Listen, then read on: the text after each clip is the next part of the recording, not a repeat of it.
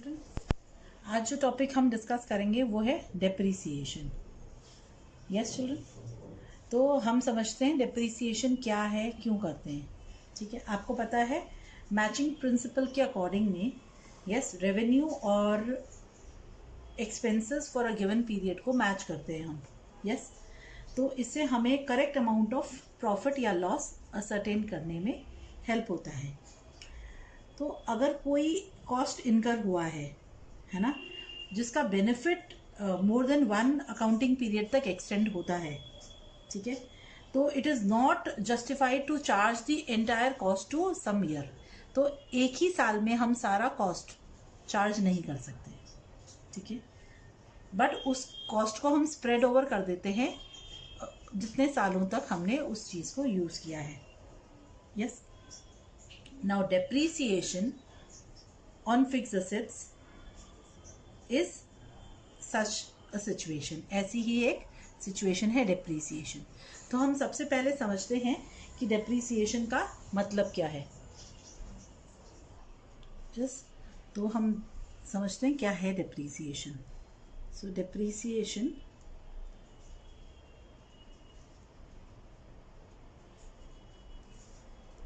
is the fall or decrease or reduction in the value of tangible assets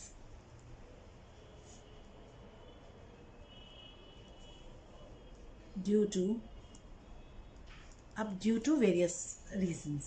ठीक है, तो depreciation क्या है चिल्ड्रन? फॉल या डिक्रीज या रिडक्शन किस में? टैंजिबल असेट्स की वैल्यू में। ठीक है, अब रीजंस क्या क्या हो सकते हैं डेप्रीसिएशन के? इस डिक्रीज या reduction in the value of, यानी वैल्यू के कम होने में। टैंजिबल असेट्स, टैंजिबल कौन से होते हैं? Which can be touched, felt, ठीक है, जिनकी फिजिकल या मटेरियल एग्जिस्टेंस होती है, जैसे बिल्डिंग, यस, फर्नीचर, तो मशीनरी, मोटर कार, यस, तो ऐसे एसेट्स की जो वैल्यू कम होती है। तो रीजंस क्या हो सकते हैं, है ना, रिडक्शन के रीजंस क्या क्या हो सकते हैं? Fall in the value of assets क्यों क्यों हो सकता है, हम ये देखते हैं।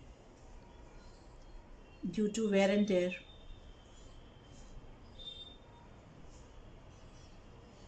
ठीक है, फिर यूजेज,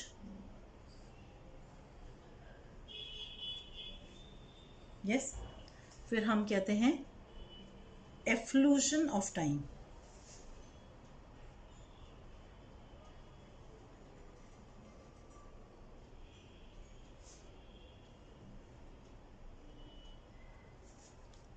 यस, एफ्लूशन का मतलब होता है पासेज, टाइम का बीतना।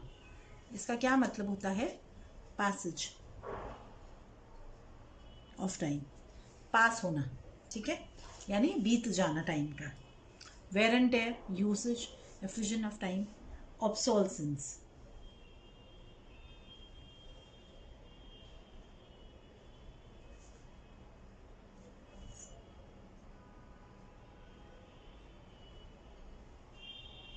ऑब्सोल्सेंस, ऑब्सोल्सेंस का मतलब होता है change in technology, change in technology. तो वेयर एंड टेयर, जब हम यूज़ करते हैं, कोई भी मशीनरी यूज़ करेंगे, मोटर के पार्ट्स घसते हैं, तो उसको हम क्या कहेंगे? Where and tier. यूजेज, ठीक है, हमने लाया, टाइम बीत गया, या टेक्नोलॉजी में बदलाव है, हमने आईफोन 6 खरीदा, 7 आया, तो उसका आईफोन 6 का दाम कम हो गया, क्योंकि टेक्नोलॉजी में चेंज है, एडवांसमेंट है, उसके कारण। तो इन रीजंस, ये मेजर रीजंस हैं। उसके अलावा भी कुछ रीजंस हो सकते हैं।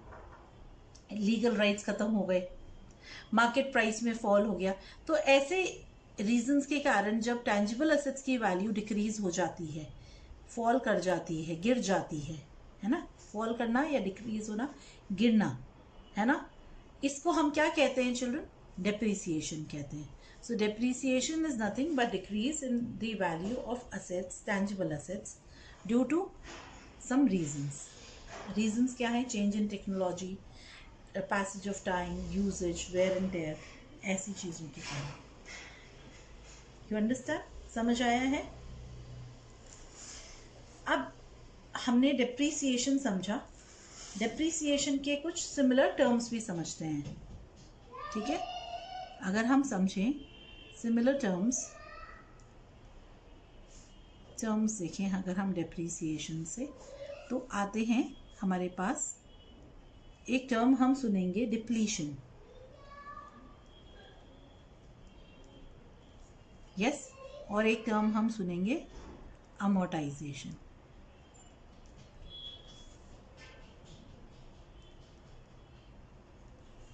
यस. तो ये डिप्लीशन और अमोर्टाइजेशन का क्या मतलब होता है, चलो ये समझते हैं. So depletion means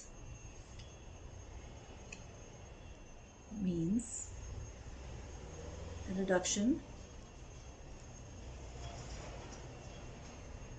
in the value of wasting assets.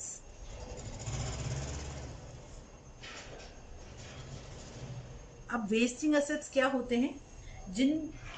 जिनकी जो वैल्यू है वो जैसे जैसे कंटेंट खत्म होती जाती है वैसे वैसे खत्म होती जाती है. यस. एग्जाम्पल लें अगर हम वेस्टिंग असेट्स का, तो हमारी mines, yes, quarries, yes, coal mines, quarries, natural resources. Yes, like natural resources, oil refineries, है ना. तो अगर हम देखें तो एक्सट्रैक्टिव जो इंडस्ट्रीज हैं, ये ऐसी एक्सट्रैक्टिव नेचुरल रिसोर्सेज हैं. उनके रिसोर्सेज जैसे जैसे आप एक्सट्रैक्ट कर लोगे वैसे वैसे उनकी वैल्यू कम हो जाती है. ठीक है? तो उसको हम क्या कहेंगे चिल्ड्रन? डिप्लीशन कहेंगे, है ना. अमोर्टाइजेशन क्या होता है? Amortization refers to writing off और डिक्रीज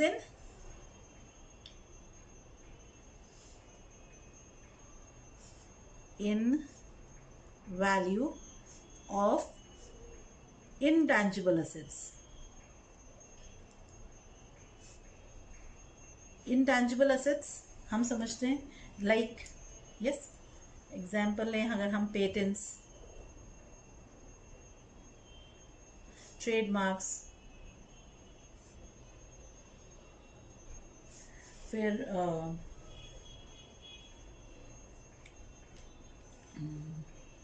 क्या है, कॉपीराइट एक्सेट्रा.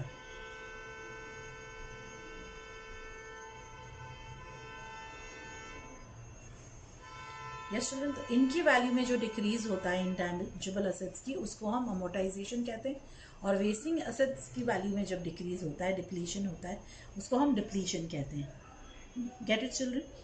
जैसे जैसे कोल निकालते जाएंगे, अगर कोयले की खदान में से हम कोयला निकालते जाएंगे तो कोयले की खदान की वैल्यू कम होती जाएगी. उसको हमने क्या कहा? डिप्लीशन.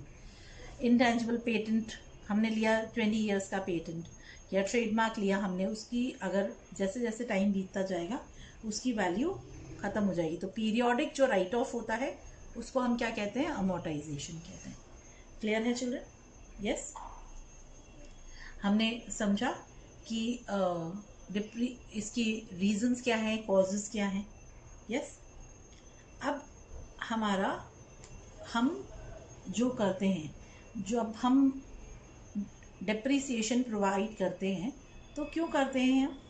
क्योंकि हमें कॉस्ट एंड रेवेन्यू को मैच करना है, टैक्स कंसिडरेशंस हैं, हमारे करेक्ट फाइनेंशियल पोजीशन जाननी है ना, ट्रू प्रॉफिट एंड लॉस जानना है. यस. कॉस्ट ऑफ प्रोडक्शन निकालने में हेल्प करता है ये हमारी, ये सब चीज़ों में हमारी हेल्प करता है. अब जो फैक्टर्स हैं, यस चिल्ड्रन, हम क्या डिस्कस करें? Factors affecting depreciation.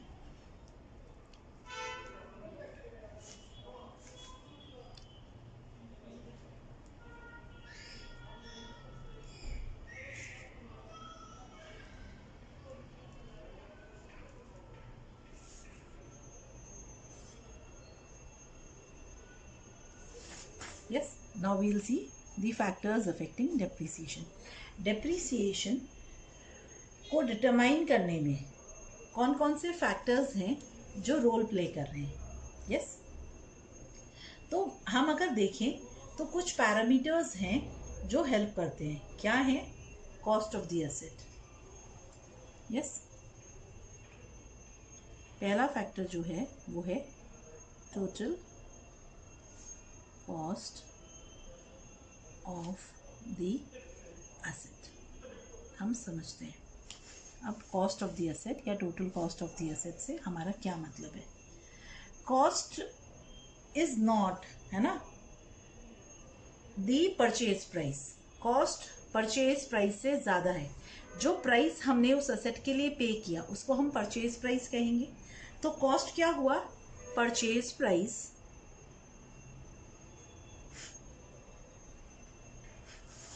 प्लस जो हमने एक्सपेंसेस इनकर किए, है ना, एसेट को यूजफुल बनाने तक, है ना, वर्किंग कंडीशन तक लाने तक जो हमने एक्सपेंसेस इनकर किए.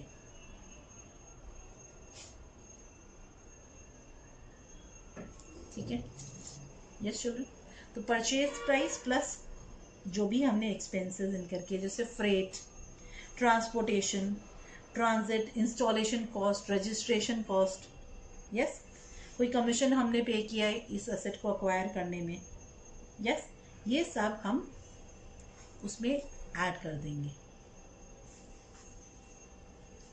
तो कॉस्ट ऑफ फिक्स्ड एसेट, है ना, क्या होता है? टोटल कॉस्ट स्पेंट इन, है ना, connection with the acquisition, installation, commissioning, yes, addition, improvement, ये सब को जब हम ऐड करते हैं तो उसको हम टोटल कॉस्ट कहते हैं. क्लियर? Yes children. नेक्स्ट क्या होता है? Estimated useful life of the asset.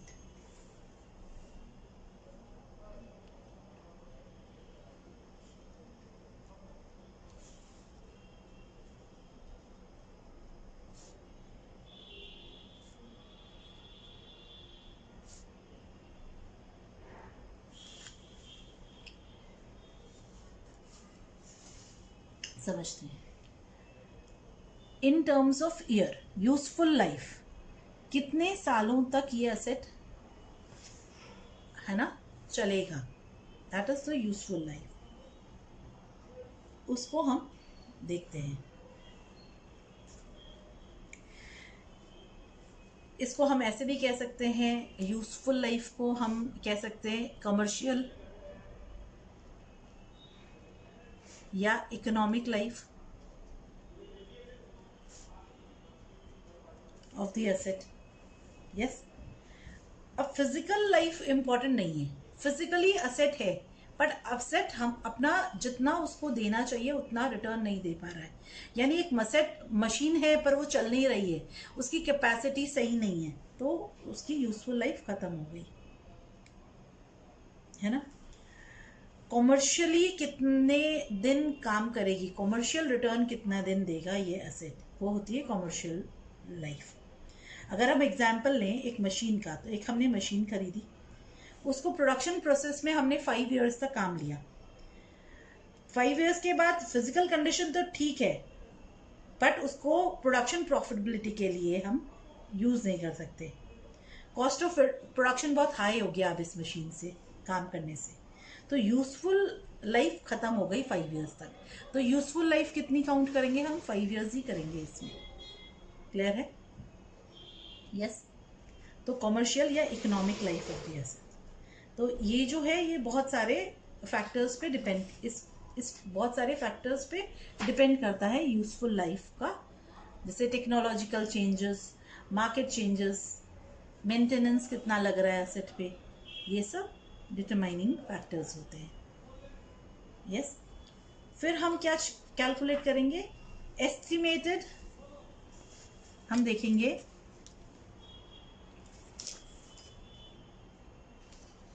Estimated residual value.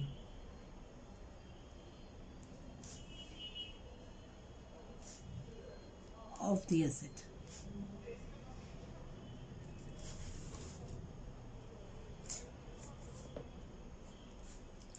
Residual value, residual value को हम क्या बोल सकते हैं? Scrap value,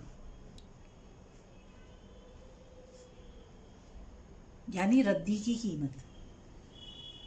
yes, salvage value.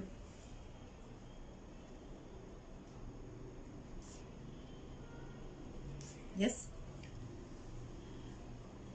इसको हम नेट रियलाइजेबल वैल्यू भी कह सकते हैं.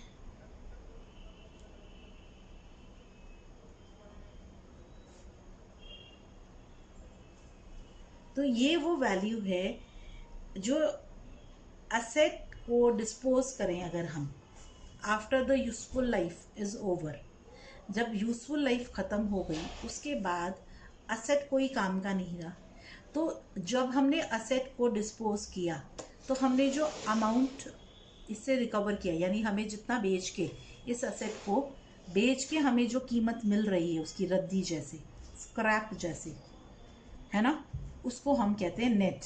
नेट मतलब उसमें से अगर कोई एक्सपेंसेस इनकर हो रहे हैं तो वो माइनस करने के बाद उसको नेट रियलाइजेबल वैल्यू कहते हैं हम ऑफ द एसेट.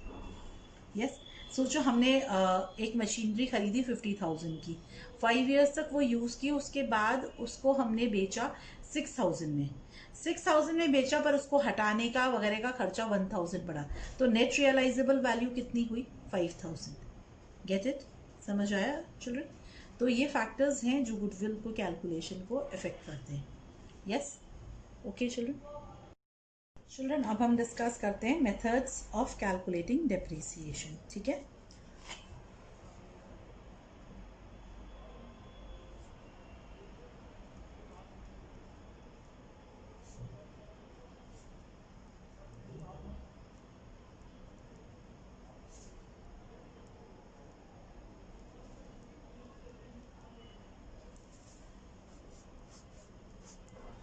अब जो मेथड्स हैं, है ना, डेप्रिसिएशन अमाउंट कितना चार्ज करना है एवरी ईयर में. यस, अकाउंटिंग ईयर में कितना डेप्रिसिएशन चार्ज करना है. मेथड जो हम यूज़ कर रहे हैं डेप्रिसिएशन कैलकुलेट करने का, उस पर डिपेंड करता है. इसके लिए जो मेथड्स हैं जो लॉ ने मैंडेटरी बताए हैं या इन्फोर्स किए हैं, professional accounting practices in India के हिसाब से. और भी बहुत सारे मेथड्स हैं, पर ये जो दो मेथड्स किए हैं वो है स्ट्रेट लाइन मेथड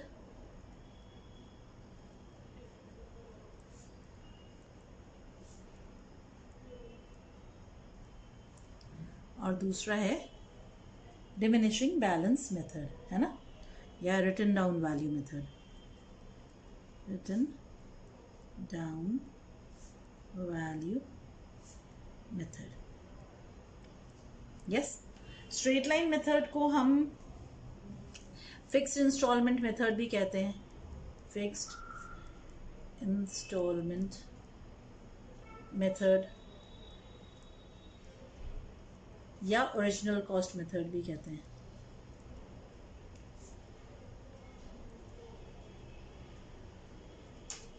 और रिटन डाउन वैल्यू मेथड को हम डिमिनिशिंग बैलेंस मेथड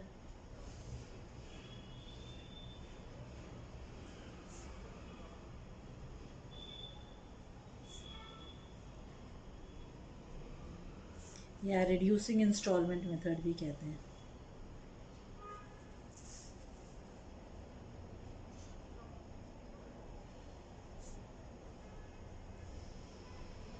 यस, अब हम इन मेथड्स को डिटेल में डिस्कस करेंगे. आपको पता है और भी मेथड्स हैं, बट इंडिया में ये दो मेथड्स को ही मैंडेटरी बताया गया है. यस, प्रोफेशनल अकाउंटिंग के लिए जो मेथड्स हम यूज़ करेंगे, सिलेक्शन उसका कैसे होगा? Type of asset, nature of the use of such asset, circumstances prevailing in the business, इनके हिसाब से क्या सर्कमस्टेंसेस है बिजनेस के, उस हिसाब से कौन सा मेथड यूज़ करना है वो सबसे ज़्यादा ये प्रैक्टिस में लाते हैं. उसके अलावा annuity method, depreciation fund method, ऐसे करके बहुत सारे और मेथड्स भी हैं. यस चिल्ड्रन, बट हम ये दो मेथड्स फॉलो करेंगे, इनको समझेंगे. Yes children. Children, straight line method.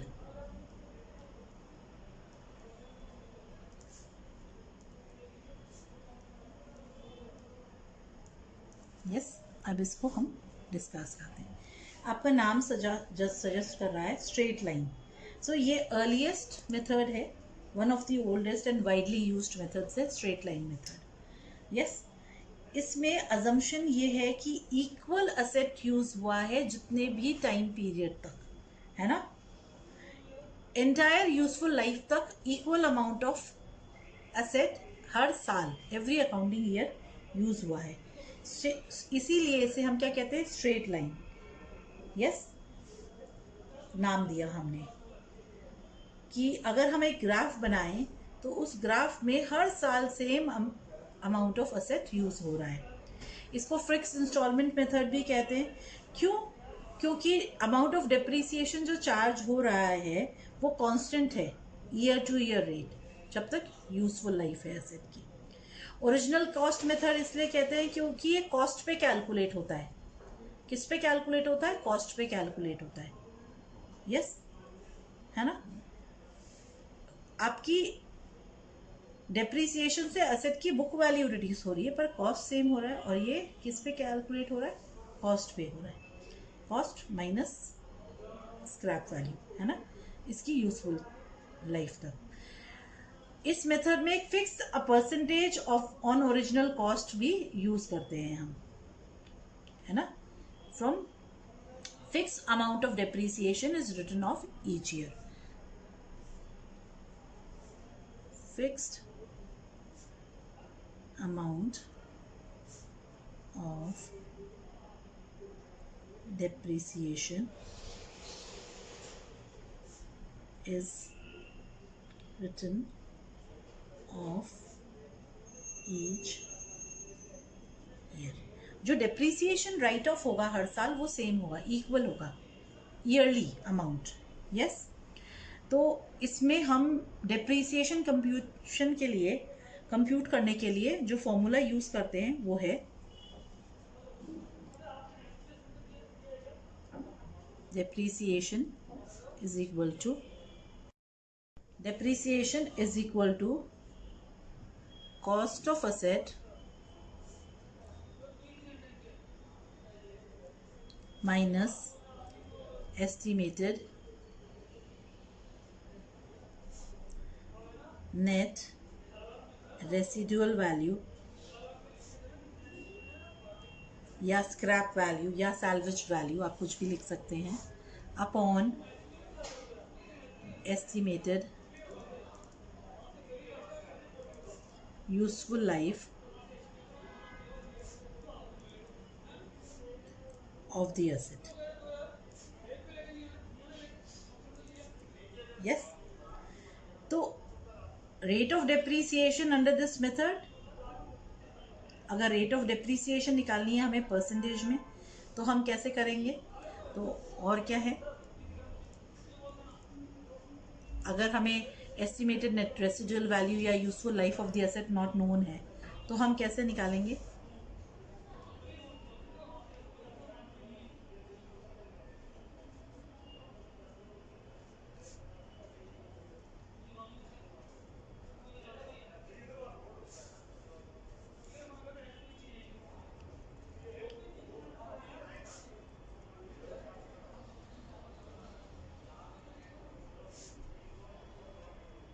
अगर इस बेसिस में हमें डेप्रिसिएशन की रेट निकालनी है अपॉन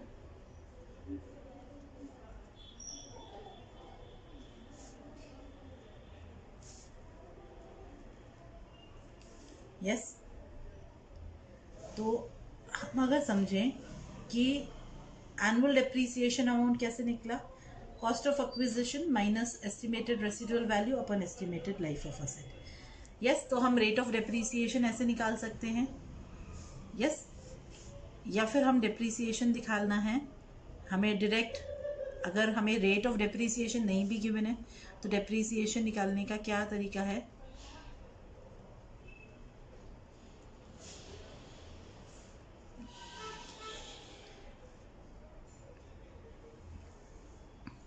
कॉस्ट इनटू रेट, अगर रेट गिवन है हमें 100, हमेशा याद रखेंगे, हम कहीं पे भी टाइम पीरियड लग जाता है। अगर हमें 6 मंथ्स का निकालना है तो हम 6 मंथ्स की निकाल लेंगे, 4 ईयर की निकालनी है तो 4 ईयर की निकाल लेंगे। यस चिल्ड्रन, क्लियर है, अंडरस्टूड है। तो ये बहुत इजी मेथड है, सिंपल मेथड है ना। तो इस मेथड से डेप्रिसिएशन जब हम चार्ज करते हैं तो इसकी स्क्रैप वैल्यू पे हम आ जाते हैं या ज़ीरो वैल्यू पे आते हैं। सेम अमाउंट ऑफ डेप्रिसिएशन हम हर साल चार्ज कर रहे हैं, तो comparison of profits different years का इजी हो जाता है इस मेथड को यूज़ करने से, है ना। और ये उन असेट्स के लिए सूटेबल है जहाँ पे आपको यूजफुल लाइफ कैलकुलेट करना इजी है असेट का। Got it children? अब children, written down value method.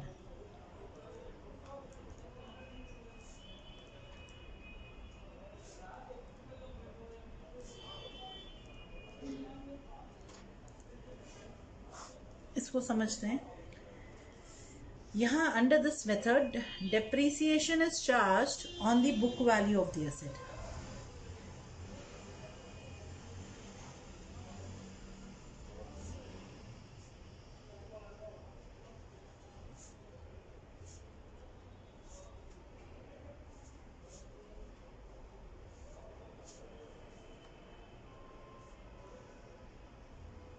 अब डेप्रिसिएशन क्या है कि बुक वैल्यू रिड्यूस होती जाएगी आपकी, जैसे जैसे आप डेप्रिसिएशन चार्ज करते जाओगे, है ना। तो हर साल आपने एनुअल डेप्रिसिएशन चार्ज किया और आपकी बुक वैल्यू क्या हो जाएगी, रिड्यूस हो जाएगी। तो इसको हम रिड्यूसिंग बैलेंस मेथड भी कह देते हैं। इसमें pre determined, yes, proportion of depreciation on the book value involve होता है एवरी ईयर। क्या होता है? Pre determined proportion, pre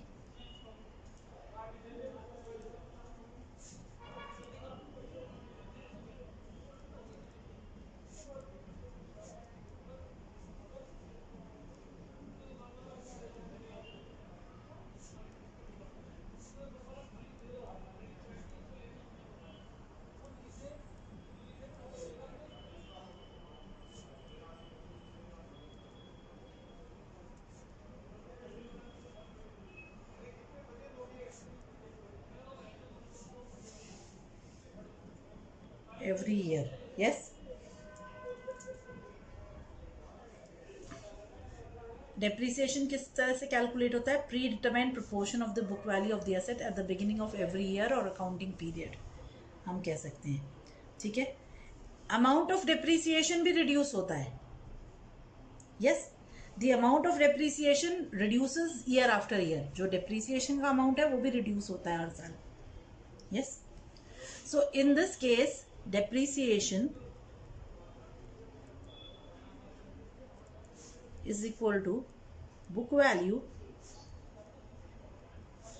into rate upon 100 into time, and पूरे साल का देना है, 6 महीने का देना है, always, this is always there. Yes children,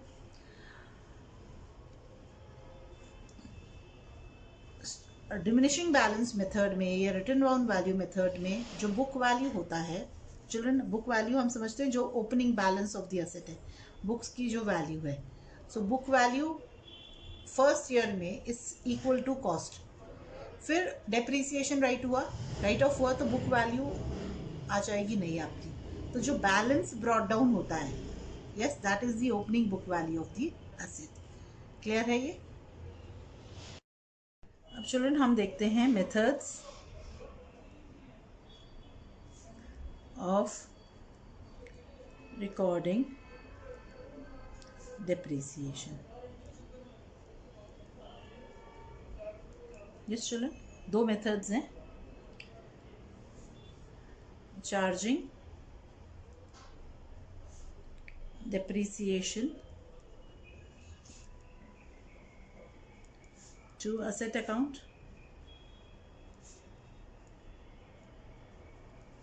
और सेकेंड मेथड है चार्जिंग और creating provision for depreciation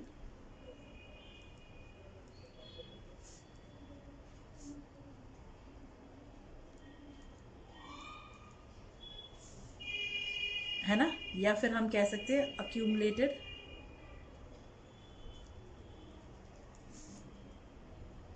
depreciation account.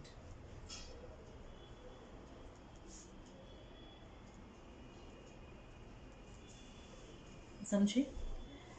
अगर हम डिप्रिसिएशन असेट अकाउंट में चार्ज कर रहे हैं तो डिप्रिसिएशन का जो अमाउंट है वो असेट के अमाउंट में से डिडक्ट हो जाएगा, depreciable cost of the asset, है ना, और चार्ज हो जाएगा प्रॉफिट एंड लॉस से। Yes children. और हम जब प्रोविजन फॉर डिप्रिसिएशन करते हैं तो हम यहाँ पे जो डिप्रिसिएशन जो है का अमाउंट अक्यूमुलेट करते जाते हैं सेपरेट अकाउंट में, जिसको हम कहते हैं प्रोविजन फॉर डिप्रिसिएशन अकाउंट या अक्यूमुलेटेड डिप्रिसिएशन अकाउंट। यस। तो इस केस में असेट अकाउंट को हम डिस्टर्ब नहीं करते किसी भी की तरह से, है ना, एंड असेट को हम ओरिजिनल कॉस्ट पे ही शो करते हैं। यस। जो डिप्रिसिएशन है उसको हम अलग अकाउंट यानी एक सेपरेट अकाउंट ओपन करके उसमें ही डालते हो जाते हैं। इसमें असेट से हम एडजस्ट नहीं करते। यस। तो असेट ओरिजिनल कॉस्ट पे ही शो होता है, इसमें असेट बुक वैल्यू पे शो होता है। यस। ये डिफरेंस है दोनों का, बाकी और कोई डिफरेंस नहीं है। क्लियर है? चलो, तो अभी हम असेट अकाउंट में चार्ज करने का वो मेथड हम समझते हैं और दोनों में क्या डिफरेंस है वो देख लेते हैं। एंट्रीज कैसे होगी, यस, वो देखते हैं। फर्स्ट ये समझ ले children, accounting treatment when depreciation is charge to asset account. Yes. जब हम उसमें करते हैं तो फर्स्ट केस है फॉर परचेज ऑफ असेट।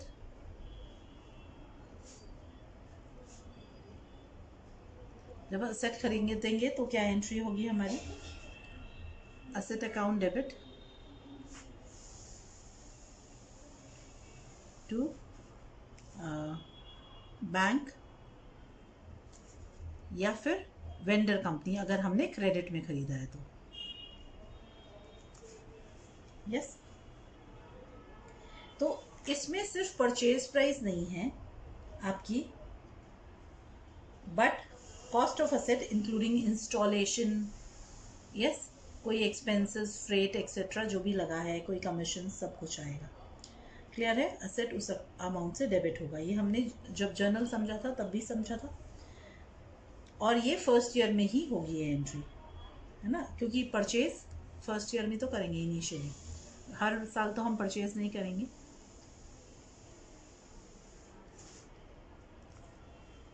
फिर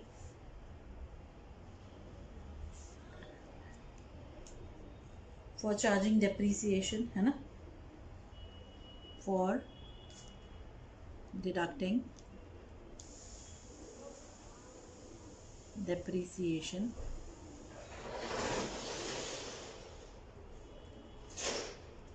from the cost of asset। ये at the end of every year हम ये एंट्री करेंगे। यस। हमारी एंट्री क्या होगी? Depreciation account debit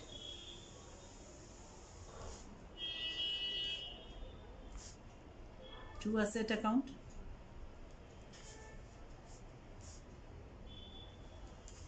yes. ये एंट्री होगी कॉस्ट से, टोटल कॉस्ट से। ये एंट्री होगी डेप्रिसिएशन के अमाउंट से। किससे होगी? डेप्रिसिएशन के अमाउंट से, द अमाउंट ऑफ डेप्रिसिएशन। ठीक है।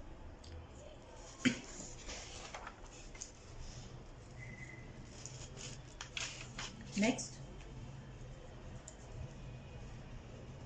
for charging depreciation to profit and loss account,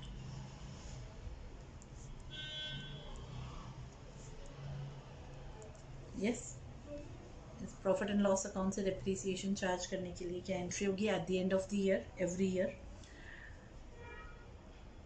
profit and loss account debit to depreciation,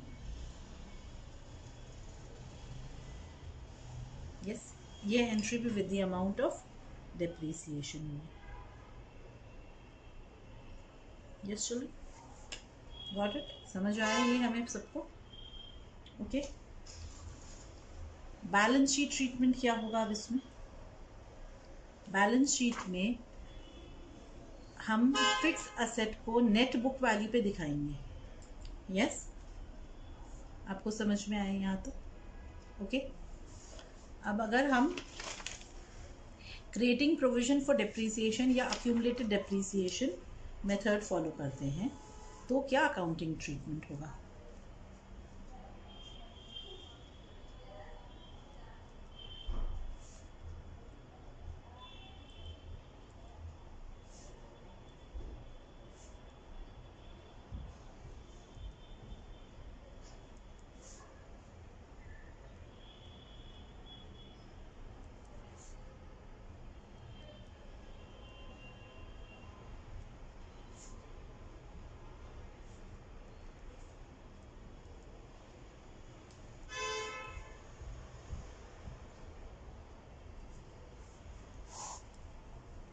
yes. अब इस मेथड में डिप्रिसिएशन अक्यूमुलेट होता है ना? और हम एक अकाउंट ओपन करते हैं, सेपरेट अकाउंट, जिसको हम प्रोविजन फॉर डिप्रिसिएशन या अक्यूमुलेटेड डिप्रिसिएशन अकाउंट भी कहते हैं। असेट ओरिजिनल कॉस्ट पे ही अपीयर करता है। तो जब हम इसका अकाउंटिंग ट्रीटमेंट,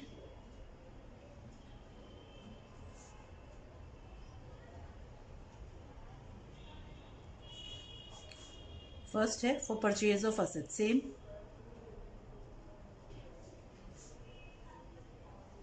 क्या एंट्री होगी चिल्ड्रन? अब तो हमने समझ लिया। For purchase of asset, asset account debit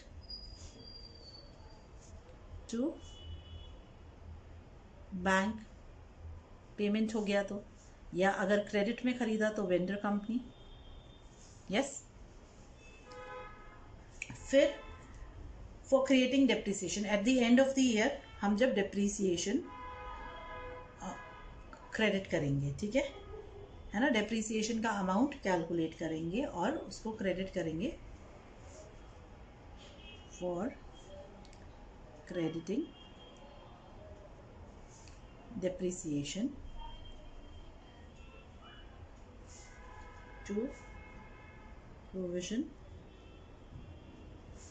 for depreciation account, है ना? तो जब हम ये डिप्रिसिएशन चार्ज करेंगे तब क्या एंट्री होगी? अब इसमें हम असेट को डिस्टर्ब नहीं करेंगे, यस चिल्ड्रन। तो हम क्या करेंगे? एंट्री करेंगे हम depreciation account debit. Depreciation is a loss, yes, loss in the value of asset. तो लॉस या रिडक्शन है ना? तो डिप्रिसिएशन इज अ लॉस, तो depreciation debit all expenses and losses, debit हो गया। Depreciation account debit to provision for depreciation account, yes. ये entry की। फिर ये जो डिप्रिसिएशन हमने, यस, इस साल जो हमारा लॉस हुआ है, रिडक्शन हुआ है असेट में, उसको हम चार्ज करेंगे प्रॉफिट एंड लॉस अकाउंट में for charging depreciation to profit and loss account.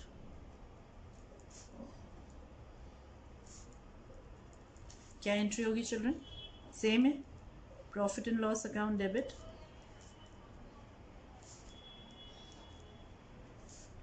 To depreciation, yes, same entry है। ये कॉस्ट से, ये डेप्रिसिएशन के अमाउंट से, ये एंट्री, और थर्ड एंट्री भी डेप्रिसिएशन के अमाउंट से। ये वन टाइम एंट्री है, या जब भी हम असेट खरीदेंगे तो ऐसी एंट्री पास करेंगे। Eight the end of the year ये एंट्रीज चार्ज होगी या राइट ऑफ होगी। बैलेंस शीट ट्रीटमेंट क्या होगा इस केस में? जो असेट है, असेट असेट साइड में दिखाया जाएगा ओरिजिनल कॉस्ट पे। डेप्रिसिएशन को लाइबिलिटी साइड में, जो प्रोविजन फॉर डेप्रिसिएशन है लाइबिलिटी साइड में अपीयर करेगा बैलेंस शीट के। यस, इसको हम डिडक्शन के जैसे भी दिखा सकते हैं, asset less provision for depreciation करके भी हम, या लेस अक्यूमुलेटेड डेप्रिसिएशन करके असेट साइड में भी दिखा सकते हैं। वो ट्रीटमेंट्स करेक्ट हैं। यस चिल्ड्रन, अंडरस्टूड है? ओके, अब हम क्वेश्चंस करेंगे। Children, question number 2। On 1st April 2015, a company bought plant and machinery costing rupees 68,000. It is estimated that its working life is 10 years, at the end of which it will fetch rupees 8,000. Additions are made on 1st April 2016 to the value of rupees 40,000, residual value rupees 4,000. More additions are made on October 1, 2017 to the value of rupees 9,800, breakup value rupees 800. The working life of both the additional plant and machinery is 20 years. Show the plant and machinery account for the first 4 years if depreciation is written off according to straight line method. Accounts are closed on 31st March every year. Yes children, करें अब हम ये question.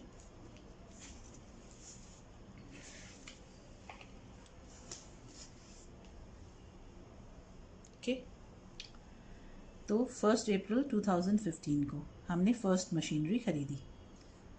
तो plant and machinery account debit to bank account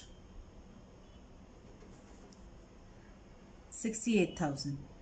yes children, अब हम इसका depreciation calculate करते हैं मशीनरी 1 का, फर्स्ट मशीनरी का। यस, फर्स्ट है। यस, मशीनरी 1 का करते हैं पहले। तो depreciation is equal to cost minus scrap value या residual value upon estimated useful life.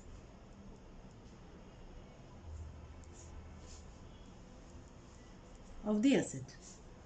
सो फर्स्ट मशीन में अगर हम देखें डिप्रिसिएशन कितना निकलेगा हमारा, डिप्रिसिएशन इज इक्वल टू 68,000 तो हमारी कॉस्ट है, और उसकी स्क्रैप वैल्यू है 8,000 और एस्टिमेटेड लाइफ है 10 इयर्स।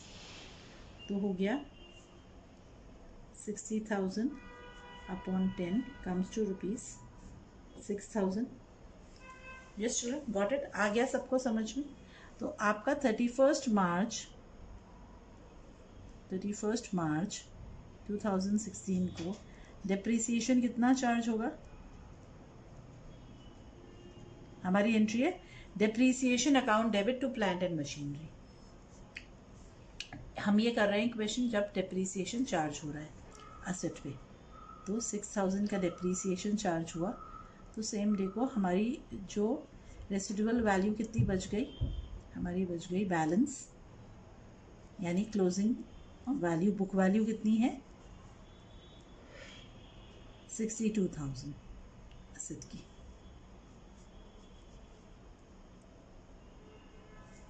फर्स्ट अप्रैल 2016 को ओपनिंग बैलेंस है कितना है? 62,000। ठीक है, क्लियर है यहाँ तक? आ गया सबको समझ में? अब 1 अप्रैल 2016 को एक नई मशीनरी खरीदी हमने। तो plant and machinery account debit to bank 40,000। अब मशीनरी 2 का डेप्रिसिएशन अगर हम करें, कॉस्ट कितनी है? 40,000, रेसिडुअल वैल्यू है 4,000, एस्टिमेटेड लाइफ है 20 ईयर्स। 36,000 अपॉन 20 कितनी हो गई 1800। पूरे साल का कैलकुलेट करना है। यस, सो हमने 31 मार्च को 2017 में हमने डिप्रिसिएशन चार्ज किया बाय डिप्रिसिएशन। अब डिप्रिसिएशन मशीनरी 1 और मशीनरी 2 दोनों का, मशीनरी 1 का 6000 और 2 का 1800, टोटल 7800। यस चिल्ड्रन, फिर क्लोजिंग बैलेंस निकालें बाय बैलेंस कैरेट डाउन 1 का और 2 का। Children always maintain this, separate रखेंगे हम। Yes, 62 minus 6 56,000, 40 minus 1800 38,200। Total value है मशीनरी की 94,200। यस, हमने बैलेंसिंग फिगर नहीं निकाली है चिल्ड्रन, हमने कैलकुलेट किया है। 62 minus 6,000 gives me 56,000, 40,000 minus depreciation 1800 gives me 38,200। मैंने 40 में से 1800 माइनस करके 38,200, दोनों साइड का टोटल टैली करना चाहिए। यू अंडरस्टैंड, सेम होना चाहिए। ये हमारी चेकिंग है, हम कहीं कोई गलती नहीं कर रहे हैं। 6102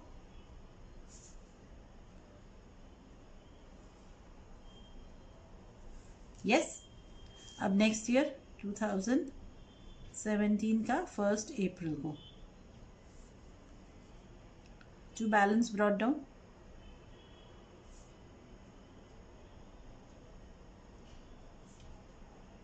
1 and 2, 56,000 and 38,200। टोटल है 94,200।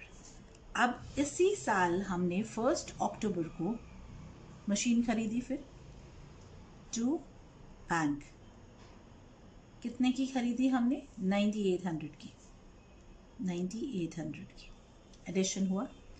31 मार्च को 18 में हमने डेप्रिसिएशन चार्ज करना है कितना, फर्स्ट पे, सेकंड पे और थर्ड पे। फर्स्ट का डेप्रिसिएशन 6000, सेकंड का 1800, थर्ड का हम कैलकुलेट करते हैं। Depreciation is equal to 9800 cost minus residual value is 800 upon 20 years. कितनी आई 9000 अपॉन 20 कम्स टू 450 रुपीज़। अब हमें चाहिए 6 मंथ्स डेप्रिसिएशन। क्यों? क्योंकि 1 अक्टूबर से 31 मार्च, फर्स्ट ईयर में तो 6 मंथ्स ही यूज हुई, तो 450 into 6/12 comes to 225 rupees. Yes children, समझ आया है हमें? तो पहले साल में हमें सिर्फ 6 महीने का डेप्रिसिएशन चाहिए था, 1 अक्टूबर से 31 मार्च तक का। Got it? तो कितना हुआ 225 रुपीज़। टोटल करें 25,071 फिर क्लोजिंग बैलेंस निकालें। फर्स्ट, सेकेंड और थर्ड। 56 माइनस 6 50,000,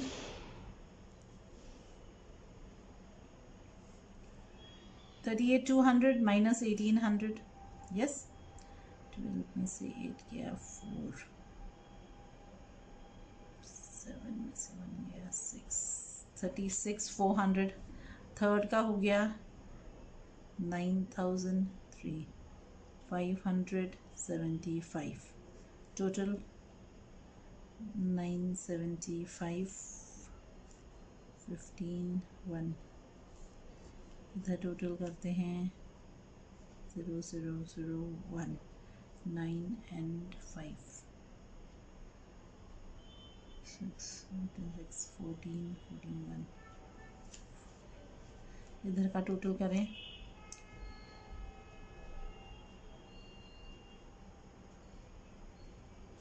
यस चिल्ड्रन, आ गया, टैली हो गया। फिर 2018 में 1 April to balance brought down 1, 2 and 3 तीनों मशीन का कितना है 50,000, 36,400, 9,575 टोटल आ गया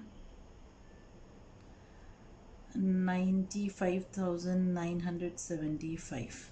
Yes, end of the year 31st March by depreciation. अब इस साल पूरे साल का डेप्रीसिएशन देना है सारी मशीन्स का ही, फर्स्ट सेकेंड और थर्ड तीनों का ही। तो कितना हुआ 6,000 फर्स्ट मशीन का, 1,800 सेकेंड मशीन का और 450 रुपीज़ थर्ड मशीन का। तो 50, 12, 178, 8,250। 31 मार्च को ही हम बैलेंस निकालें, क्लोजिंग बैलेंस।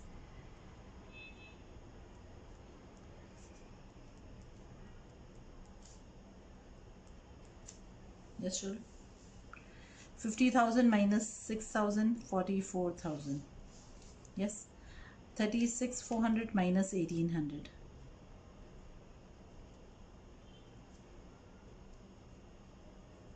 34,600.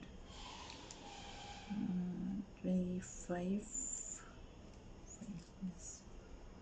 125. 9,125. Total करें 725.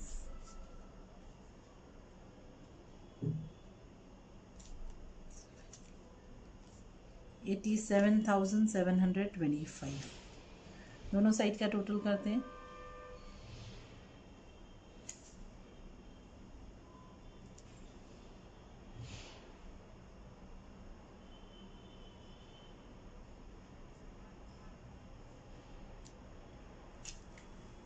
Got it children? समझ आया है? क्लियर है?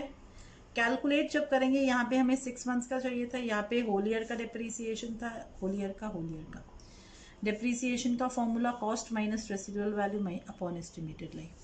फर्स्ट ईयर में हमने 1 अप्रैल को खरीदी, पर यहाँ पे हम देखें यहाँ खरीदी तो हमें सिर्फ 6 मंथ्स का डिप्रीसिएशन देना था यहाँ पे, बाकी होल ईयर का डिप्रीसिएशन हमने चार्ज किया। क्लियर है? अंडरस्टूड है? हमेशा हमारा टोटल टैली होता है, हम ये बैलेंसिंग फिगर नहीं निकालते जो बैलेंस कर रहा है फिगर माइनस दिस, आपकी जो वैल्यू है बुक वैल्यू माइनस डिप्रीसिएशन करेंगे तो हमारी ये फिगर आएगी। Just got it? Thank you.